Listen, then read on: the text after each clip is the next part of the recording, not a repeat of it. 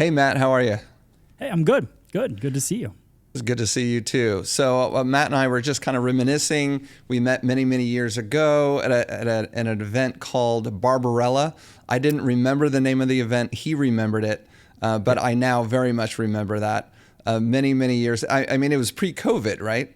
Yeah, it was pre-COVID, and honestly, it was my first time in LA, so it's pretty, in my only time. Well, not my only time in LA, but in that part of LA, like that day I actually felt like, and you could tell me if I'm wrong, but it felt like I was actually in the city, and any other time I've been there, it's kind of been on the outskirts or whatever. So right.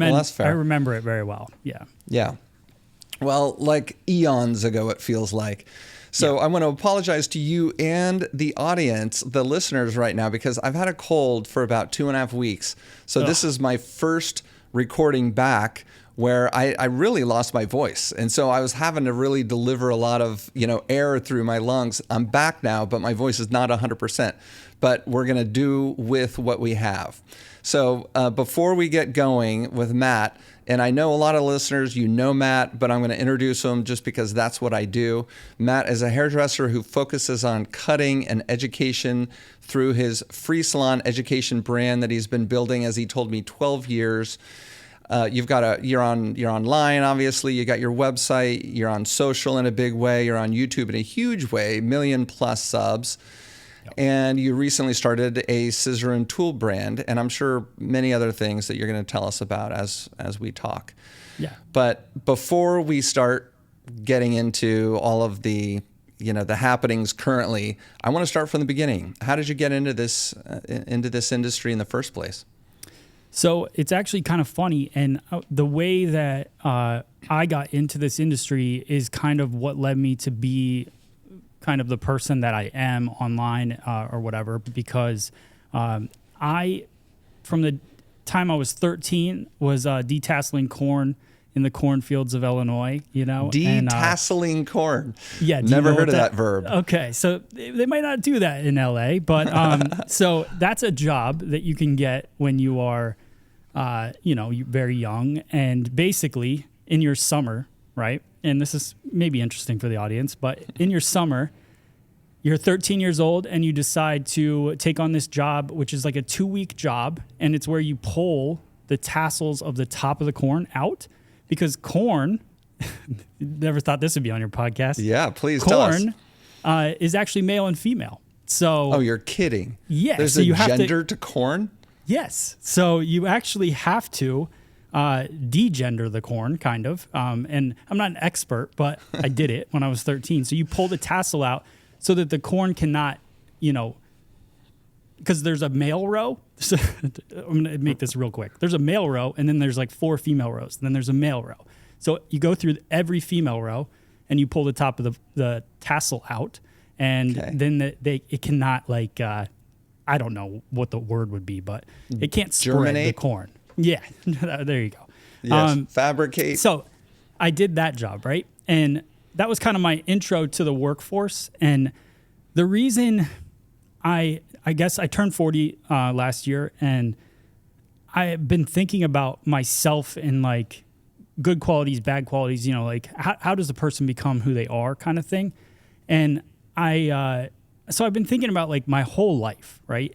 And so I started that when I was 13, and it was really just because I had started rollerblading, and I had really cheap, like $30 rollerblades, and I wanted this like $250 pair of rollerblades. So I worked for 2 weeks. You get up at like 4 a.m., you go out, it's cold and wet, and you wear rain gear, and I don't even know if they do this anymore, but you literally would walk down every row for hours, and you just degendering the corn. Yeah. So I did that for 2 weeks. Got Do you wear gloves? The money. Yeah, you wear gloves. You wear, like I said, like a whole full rain gear. You learn real quick, because you go out there the first day and you're like in jeans and a shirt and no gloves, and now your hands are bleeding, and you're soaked and it's cold, and but it's that's some of the stuff. Like, I grew up in the Midwest, and I hated it at the time, but you look back on it and you're like, it builds such a character and a person, I think, for work ethic. And so worked for 2 weeks doing that, in your summer or 2-3 weeks. And then I bought those rollerblades. And I think that was like the first time in my life. And I've told this story on stage before, but when you go from a $30 pair of rollerblades to a $250 pair of rollerblades, I know it sounds crazy, but that's just such a different experience. And I think that was the moment, because I didn't grow up with like tons of money. My family, we were good, but we didn't have really money, like it was a treat to go out to eat and all that stuff. Mm-hmm. And so when you taste like the finer, like those, I remember like the first time I skated on them, I was like, man, this just feels so good. And it flipped this switch in my mind to where I always wanted to have that experience kind of thing. So it just pushed me to want to work hard for nice things and like, just put in the work. Right. Mm-hmm. So from 15, I worked third shift, cleaning bathrooms at a truck stop. And then 16, Pizza Hut. And then 17, I ended up getting an internship at a radio station. And interesting. Yeah. So I worked my whole senior year of high school at a radio station, and then as for free as an internship. And then when I got out, I got a job there, and I was producing commercials, and I had my own afternoon show on like an adult contemporary station, and I was doing overnights at a top 40 station, running sports games and all kinds of stuff. And I love that job. Hold on, you were on air, with your voice. Yeah. Okay. Yep. With my voice, cool. I created the commercials. I created, it was like all request afternoon on the adult contemporary station. I launched that show, and they were pretty open. It was a small town station, the one that was on live there. And then when I did overnights, they don't care who they throw on there. Right. whoever they can pay the least to. Right. As long as it's not dead air. Yeah. And I'll never forget, because it was CDs back then. It was CDs and like 8-track. I forget, carts, and you would put the cart in to play the commercials. So like you'd play CDs, and then you'd have to play 8-track tapes basically through like all the commercials, then go back to the CDs. So it was a job back then. Interesting. And I would do overnights, and I'll never forget, the program director came in one morning, and he heard me overnight, and I was taking requests from my friends. I was playing whatever they wanted, because I'm like, no one's listening anyways. And then apparently he was. So oh boy. So that didn't go well, but and then NWA I asked for or no, it wasn't. No, I was more like punk rock. So any song, I still stuck to their playlist, but any song that had that flavor to it, I was playing it like crazy. Okay. And so we point of that story is, I probably would have been doing that my whole life, but I had to beg them for a raise, and I was making $12,000 a year. I was begging, and they just wouldn't do it. So then I was like, I'm gonna quit this, and then I ended up having no idea what I was gonna do, and then I started detailing cars, which I really loved that job. That was one of my favorite jobs. We also don't make money doing it. So then one day I walked in to work, and one of the guys I was working with, I had bleached my hair out, and he was like, why don't you go to hair school? You're always messing with your hair. And I was like, I don't know. I don't know. And he's like, well, my wife teaches at the beauty school. You should talk to her. And I was like, okay, why not? So I called that night when I got off of work, and I literally said, do guys do this? And she said, yes. And she goes, and they can make a lot of money. And I'm like, cool, sign me up. So I went from literally having no idea what I wanted to do to this idea of like becoming a hairdresser or hair cutter, and not hair cutter because I didn't even know what I wanted to do then, but just the idea of that. And then I went and checked out the school, and it just seemed kind of cool and different, and like no other job I had really had. So I just kind of signed up, and then a few months into being at school, I decided to sign up for a competition, like a student competition at the Chicago Hair Show. And I'd never really been to Chicago, maybe on a school trip, but I didn't remember it. And, when you grow up the way I grew up, like we didn't really go too far into the city back then. Like that, it was kind of scary to go in the city, to be honest. And you know, my town had 750 people in it, so it wasn't like, you know, my entire high school, ninth to 12th grade, had 150 kids. So like, wow. You grow up like that, and you're like, you know, you just don't venture out. So I signed up for the hair show. We went to the hair show. I did the craziest, silliest hairstyle. I remember it still to this day. Everybody was very encouraging of it, and I didn't win or anything. And then I got to walk around the hair show that day, and I saw, for the first time, the Paul Mitchell booth. And the Paul Mitchell booth back in 2004 was the best booth.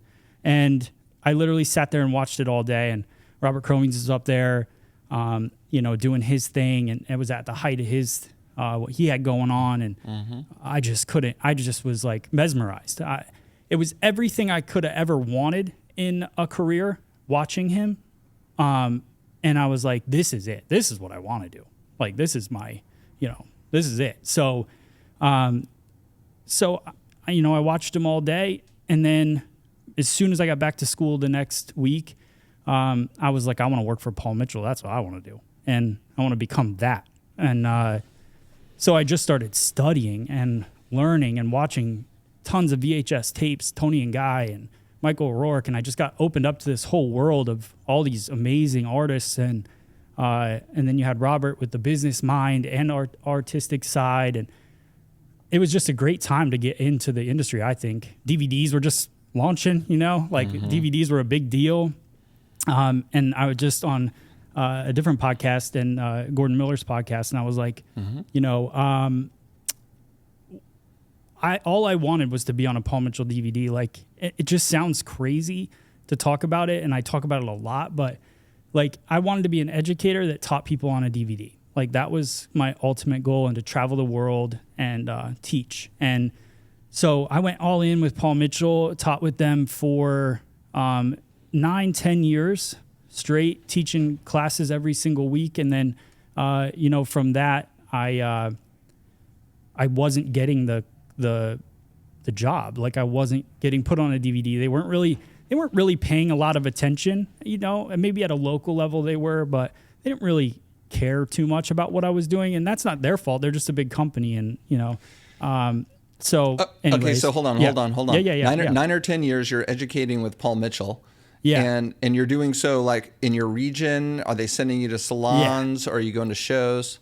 So kind of within my region, but I had expanded out to a couple other regions, but everything was me driving to it, right? Got it. So I might have had to do a class in Rochester, New York, an 8-hour drive, and I'm driving, you know, to Rochester, and then I'm coming back over to like Woodstock, and then I'm coming down through Connecticut, and I'm like doing all of that, but in my car, and that's just because I booked it, not because they were like sending me all over the country. I wanted to be all over the country, so I was making it happen. Okay. But when you're spending that much time in your car, you're like, and I had just had a son. My son was born in 2008. So, you know, this was kind of like that, the height of that, of me driving around and kind of like chasing this, you know, this dream of whatever. And so that was kind of, you know, this is beyond how I got started in it, but sorry about that. But no, this is good. This is good. Keep going.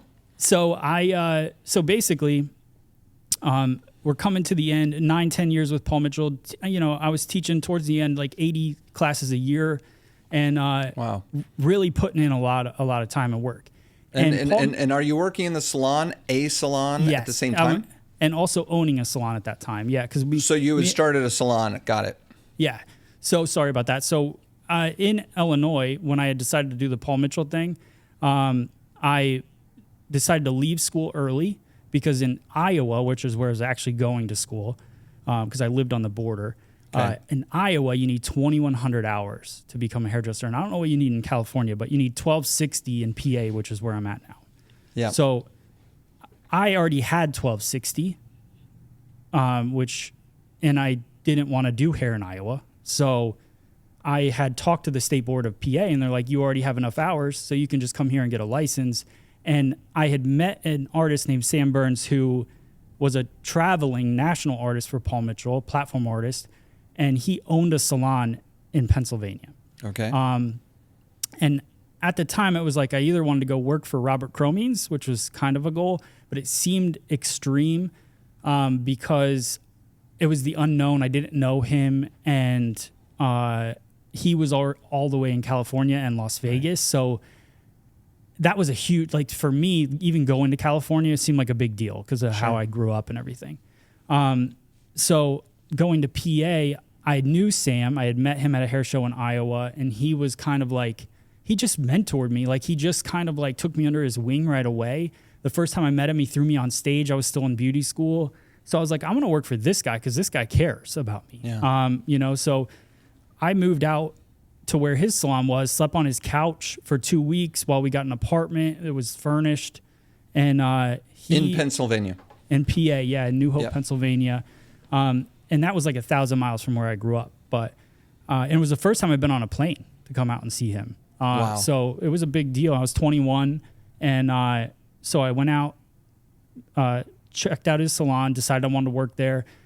Came home. I was home for 2 weeks packing and just not packing, but like mentally getting ready, maybe trying to raise enough money, a few $100 to get a plane ticket back. And then worked it out. I think my parents sold some stuff, maybe. It was hard. And so I took a suitcase and I moved to PA and started working for Sam and Paul Mitchell at the same time. So he would take me to the local distributor classes and all that, and I worked my way into an associate program here in New Jersey.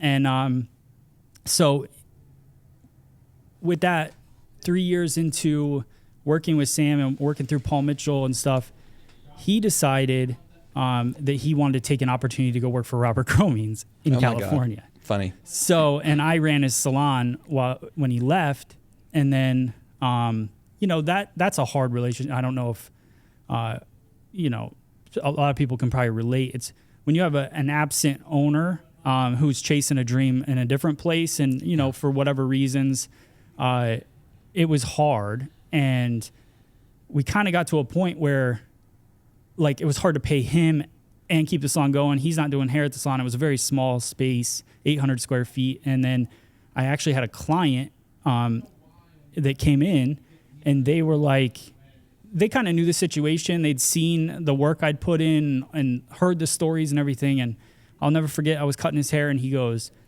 "You should buy this place." And I was like, "Well, I can't, but I would love to, And he's like, "I want you to call and offer him to buy it tonight." And I was like, "Seriously?" And I was like, "What do you mean?" And he goes, I'll fund it for you." Interesting. Yeah. And I was like, so me growing up, not poor, because, as you get older, you start to realize that you should be grateful for what you have growing up. But I definitely felt like money was a stress in life growing up, right? And to have somebody go, and, this amount wasn't super small, but it wasn't, now that in reality, it wasn't huge, but it was a big deal for me. And he goes, "Offer him this." And I'm like, okay. So I called Sam and I was like, "Can I buy the salon from you? I can give you this much." And he goes, "Yep." He was like, he was so happy, and he probably would have done it a long time ago, but he didn't know I would be able to, he was probably just keeping it. And when I look back at it now, he's probably keeping it just to not have me lose out, Right. And so I bought his salon, me and my wife together. I had just, I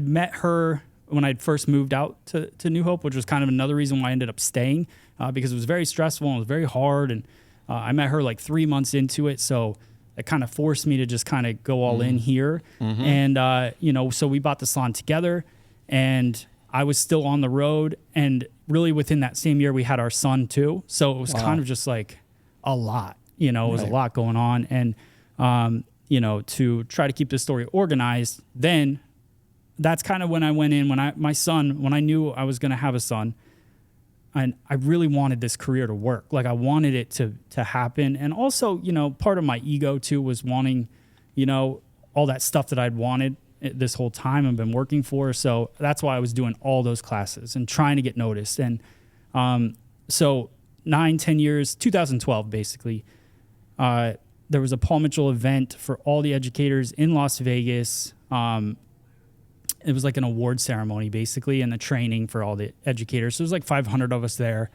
And John Paul from John Paul Mitchell Systems is up there, and he's talking about this guy that's always showing up and doing great stuff with his local distributor and all this stuff. And I just put out a video about this not too long ago, but he just starts talking about this guy, and I had no idea, right? And he was like, he just shows up. We don't even ask him to, whatever.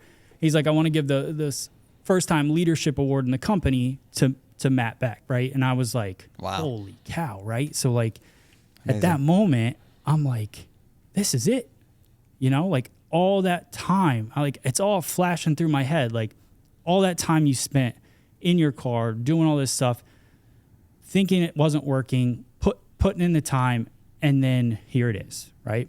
So wow. I go up there, and they give me the award, and it's actually an iPad, and it had engraved in the back like preview 2012 or something. And well, that's cool.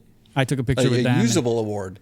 Yeah, a usable award. So I'm on a high at this time, right? I'm like thinking the rest of the weekend was so awesome. And then I get home, and I would assume a lot of people can relate to this.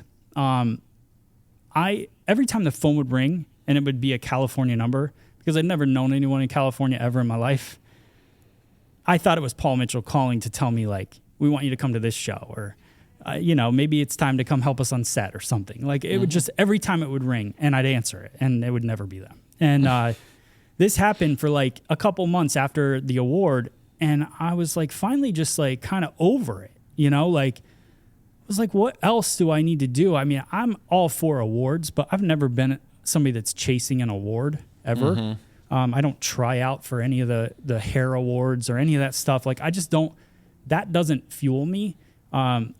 So the appreciation, the,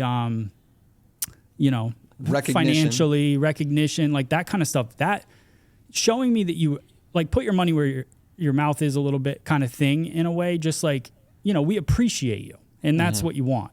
And so, so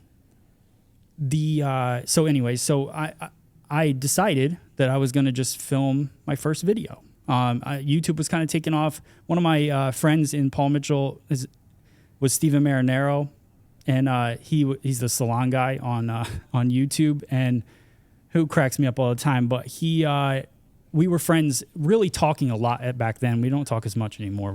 But okay, so hold on. Your mindset was, so I'm doing all this stuff.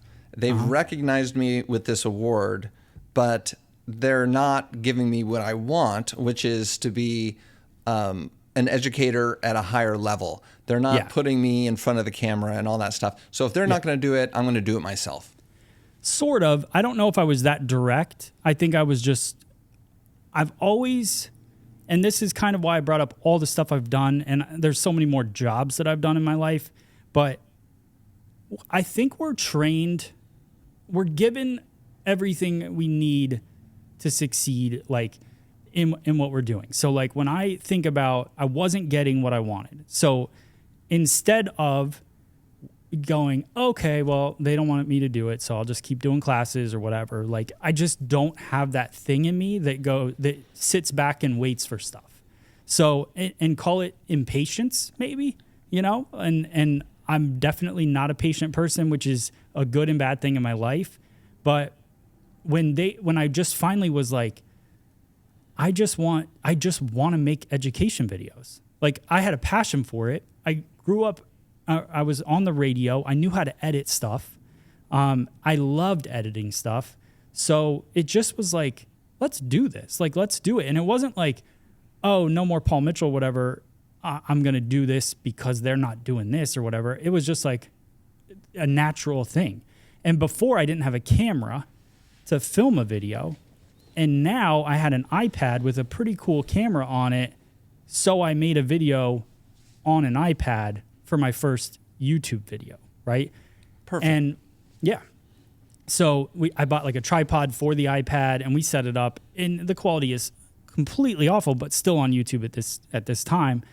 So basically what happened was because I decided to make that first video, I put it out on YouTube, and it was like pretty much within the first week I got 100 views, right? And so many people look at that and go, well, that's 100 views, and they would probably quit if they were getting 100 views on something. Right. I looked at it like, okay, well, I just drove 8 hours to Rochester, New York to teach 15 people. Yep. And now my video just got 100 people to watch it. Right. And people commenting. And then after a few weeks, now it had 1,000. And that's when it started to click, because I started making one video a week and just kind of doing it on a Wednesday night after work. And hold on. And what did you so you created the channel anew. And what did you call it at the beginning? So at the beginning, it was Gratitude Salon Education, because we named our salon Gratitude when we took it over and bought it, right? Okay. So Gratitude Salon, then it shifted to Gratitude Salon because I like that wording better. And then Gratitude Salon Education came in as our first kind of 6 YouTube videos. Okay. It was that. And then after those videos, and I was just always up at night. And at this time, my son was like 4. My wife was working, also bartending at a local restaurant. And so she would be home like around like 11 or 12 every night. So I would just kind of sit and work. Like I'd put my son to bed at like 7, 8 o'clock. And then I had like 5 hours, and I just did nothing but creating stuff and editing videos and finishing up whatever I couldn't finish during the day. And one night, I don't know what happened, but I was on GoDaddy, and I was like typing in different website names, and I typed in free salon education, and it was available, and I was like, oh, cool. So that just kind of, free salon education just kind of came into fruition a little bit. And it was all based on what I was already doing for Paul Mitchell back in the day, which was going into salons every single week and teaching them for free. And why'd they get free education? Because they bought stuff from Paul Mitchell, right? So for me, that was my basis of my brand. I'll just teach for free, and I'll get the brands to pay me. And so then it just started to evolve into, oh, this can become a thing, you know? But then I called every brand, and every brand was like, what are you doing? Like, why are you doing this? Why would we do that? Yeah. We like conventions, you know? Because we can see all 100 people come to our booth, you know? Yeah. And so it took a lot. And coming back to the Barbarella thing, which is, you know, Mizutani Scissors was the first brand that I had like maybe 3,000 subscribers, and I was calling every scissor brand. I was like, let me just get a free pair of scissors. That'd be cool. And I'll use them on the videos. I'll do a review. It'll be fun. And Mizutani, every brand said no, but Mizutani was like, I'll send you a pair of scissors, and I'll send you a new pair every week if you just keep making videos. I'm like, okay, cool. So wow. I just started they were sending me like $800 scissors every week. And I was like, this is amazing. Awesome.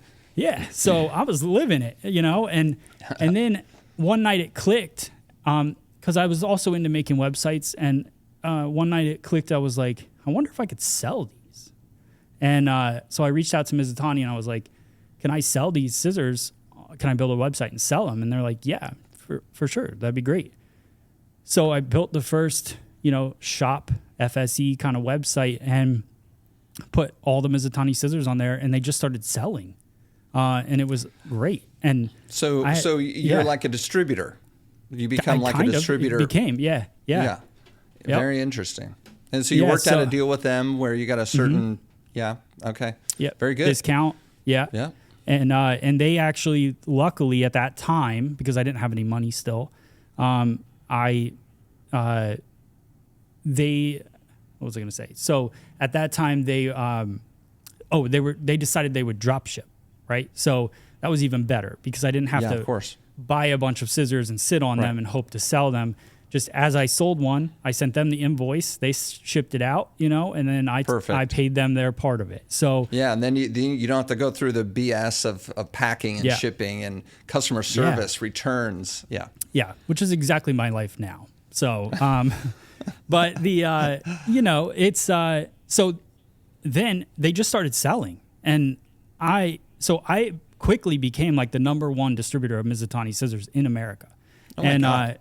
So I was loving it. I mean, it was like in every scissor I would sell, like every like 5 scissors I would sell, I would buy something. And so my iPad turned into... Like to reward yourself? No, stuff for here. Like stuff that's this place that is my studio and all of that. So I went from so then I bought a light, so I could light my videos. And then I bought my first DSLR camera off of QVC because QVC would do financing without a credit check, right? So they would just let you do like 5 easy pay. So I'm like, okay. So I bought my first camera from QVC, and then every time I'd sell a scissor, I'd pay off that camera, and then it just kind of, and then I bought another camera, and then we started launching the podcast with multiple cameras, and, it just evolved, and it all came from, just figuring out every little, thing. As you go through it, you're just kind of navigating. You're like, you hit a wall, and then you just turn and pivot and go around it. So, so that's kind of, where it's been going, for the last 12 years is just pivot and keep going forward and just don't let anything stop it. And there's been a lot of walls, but that's the fun part. I don't doubt it. Yeah. The walls, as much as, we don't seem to like problems, it does become fun. It becomes the satisfying part of it, right? Solving the problems as you go. Talk about the role in this story that your behind the chair played. I mean, I'm assuming that you've got clients and you're behind the chair, and that's financing a lot of the family. I guess your family and this whole effort as you're trying to get it off the ground. Is that right? So you would think, right? So my book took a while to build, but I would say it took a good solid 3 years to build. And luckily my wife was bartending and making unbelievable money bartending. So like she was financing everything. Like even when the salon, sometimes couldn't take care of certain things, we'd rely a lot on what she was bringing in. And people don't realize a bartender, the unfortunate thing about being a bartender is it's a short lifetime period. It's hard to sustain, but when you are younger and have a lot of energy and don't mind dealing with talking to people about their problems for, your entire day, then it's a great gig. And she was really, and our town is also a tourist town. So even though it's small, thousands of people come here every weekend to enjoy the restaurants, and it's a river town. And so she was making great money. So a lot of credit to meeting her and having her actually make more money than I'd ever seen people make before, while I'm off doing all this craziness and trying to make a career happen. So I was very lucky in that sense that I had her help in that process. Very, very cool. So, yeah. Very cool. And so there were times when the salon wasn't making money because you had bought the salon. It actually took forever for the salon to make money. But at the same time, well, that's not true actually, because the salon was making decent money. We had a few employees that when we bought the salon, they were still there. And it was doing decent, but salons have a lot of overhead, and we had literally, when we bought the salon, all the money I borrowed for the salon from the guy, I gave to the other guy.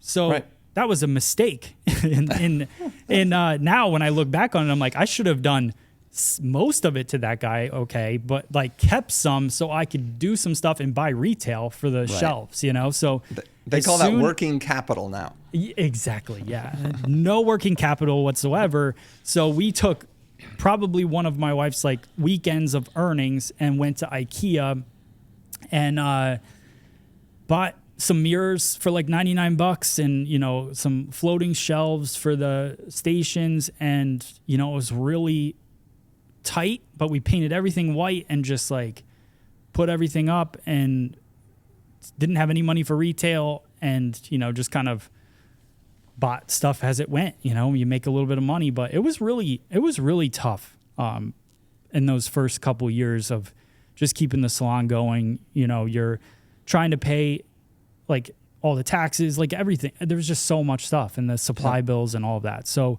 it was tough, but you know, we were working through it. I was working behind the chair full time at that time. And in between all my clients was when I was doing all this other stuff. Like if a color was processing, I was editing. Like there was not a moment where something wasn't happening.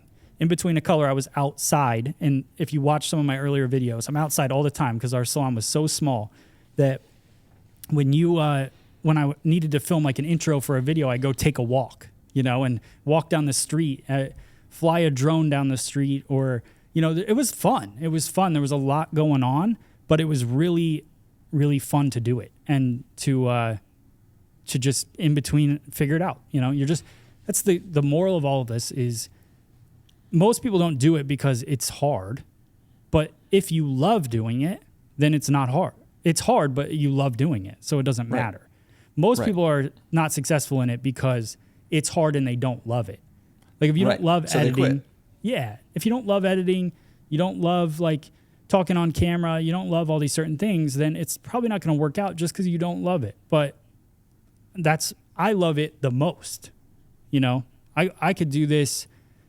Like when we had our audio issue at the very beginning with the echo, like that, I get more satisfaction out of quickly knowing why that happened and being able to fix it than most other things in life.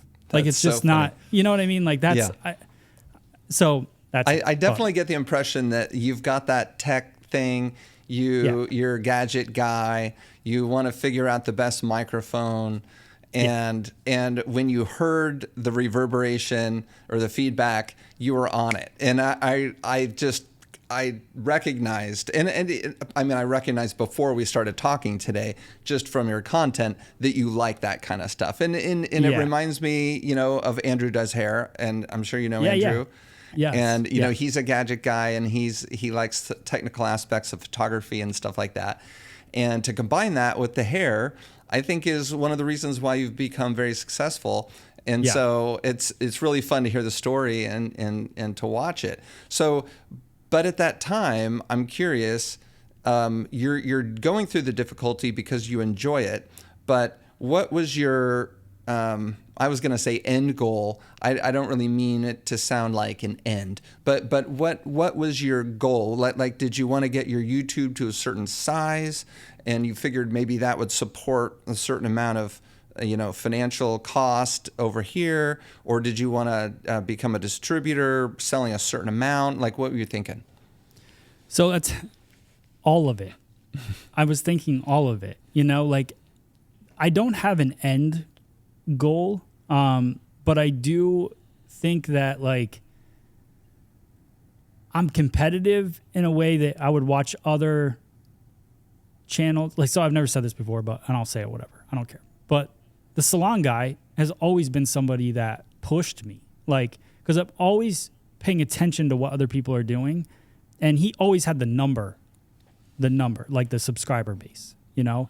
So for me, I'm always like, just like, that's a competitive part of me. I'm like, how do I want to stay on path with what he's doing. Like he was putting out a lot of content and it didn't consume my brain, but at the same time, it was such a good gauge. And that's why I wish me and him, talked more through all that time period. We kind of reached out to each other. There was never any bad anything that I know of, but you know, we were both head down, I think, just going at it, like producing. And I don't think he was watching too much. Like, I think we were both watching each other, but he was the one that inspired me to do it in the first place, because he knew I was frustrated with Paul Mitchell. He had already left Paul Mitchell. He was doing his thing.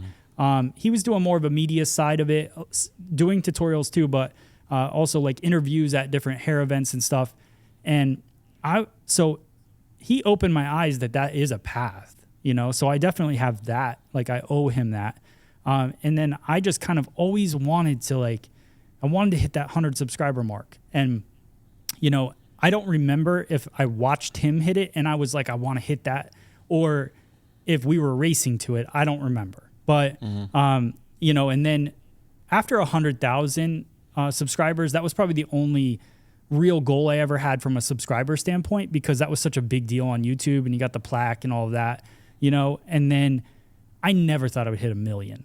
I mean, it's not that I didn't think it, I just didn't think about it really, because it seemed like all of the big YouTubers hit 1 million, but hairdressers, like, I didn't think it was going to happen or whatever. But, you know, then you fast forward and it just, so that number was great, but I still also look at the numbers of social media, and it doesn't really mean much if there's engagement. Means a lot to me. Sure. So like when I see lack of engagement in my posts and stuff, then I just get more bummed about that than I do even caring about how many people follow, because we all know people follow, they don't engage, they don't watch. I have 1 million subscribers on YouTube, but you know, most of my videos, even if I get a lot of views on them, a lot of it comes outside of my subscriber base anyways. Like a lot of it's like, yeah, like my subscriber base is like my core, like, you know, 5,000 will like hit quick.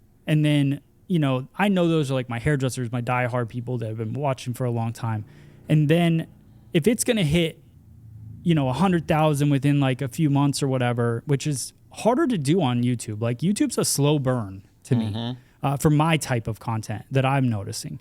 Because it's more about like, do people Google it and look for it? So I'm always playing the game of like, how do I make sure that my video is going to be Googleable, you know, and work in that path than if it's going to be viral. You know what I mean? Like, I'm not putting titles on there trying to attract people to watch for no reason. Right. I'm putting titles on there that if you literally have an issue behind the chair or whatever, and you want to cut this style fringe or whatever it is, like you Google it and it comes up, you know? Right. So I always noticed think that. There's no clickbait. Yeah. And it doesn't, it hurts on views sometimes, but what do you want? Do you want random people clicking? Because I did this one haircut back in the day that was the dog ear effect, you know? So I talked about how you end up with those dog ears when you cut a bob. You know how many people watch that and they're like, this has nothing to do with dog ears? And it went viral. It was like one moment, all of a sudden, all these comments started coming through. Oh my God. And somebody must have put it, like YouTube must have put it on a dog page or something. Yeah. So everybody was clicking it. Like, what's the dog ear effect? I want to know what it is or whatever. Right. That did nothing for me. Of course. You know?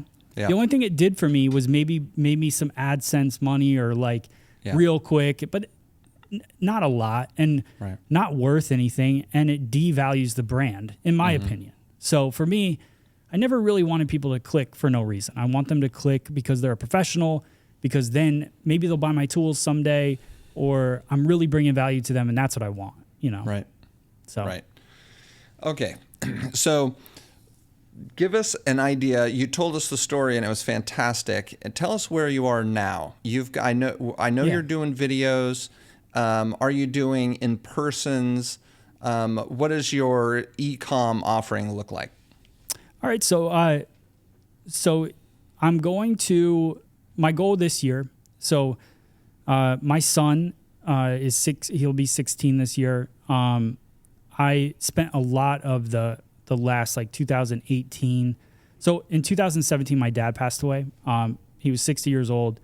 He passed away in his sleep, and that was rough. And actually, that might have been, it happened right after LA, actually, because I remember calling him when I was in LA and he was like losing his, you know, he was like my biggest fan, and like biggest fan so much that like he would spray paint my brand name on his cars, you know. Amazing. It said Free Salon Education across his minivan. I love it. And my dad was a DJ growing up, so and a diesel mechanic. So he would DJ on the weekends, play music for people. He loved it. And then on the weekdays, he was a diesel mechanic for like 25 years. So, and I'll never forget, like a week before he passed away, it was like Halloween time, and he was DJing at a corn maze of corn. We'll come back to that. And I'll never forget like the excitement in his voice. And he goes, I I can't believe I'm getting paid for this. It's like I'm stealing from them. Wow. And I remember because he got that gig, and it was like, I think they paid him like $2,000 for the whole fall. And he was like, on cloud nine. So I show him I show him the Barbarella, like the hotel room, it was beautiful. It looked like an apartment, and he was like, losing his mind. Biggest fan, right? And I went home from that show, and we had actually just come off of his 60th birthday surprise party. So I had seen him. Then I did Barbarella. Then it was talking to him a week before, and he was happy as can be. And then November 1st, 2017, we were actually out with our staff, having a staff dinner, and I got a phone call. It was in the evening, and my dad had passed away. So, and it was like, it's just, I still at this moment can't process the whole thing. But at the same time, when you lose like your biggest fan of like everything, like electronics, I could talk to him about everything. Everything I was doing here. I had just shown him the house that we were going to buy, my first house. I'd showed him the salon, the studio. We had just opened this new beautiful building. And, you lose like that whole, like that person, I have those other people, my mom and my wife, but your guy, like anything. He never, like, you would talk to him, and he would never have, like, he would never really be helping you.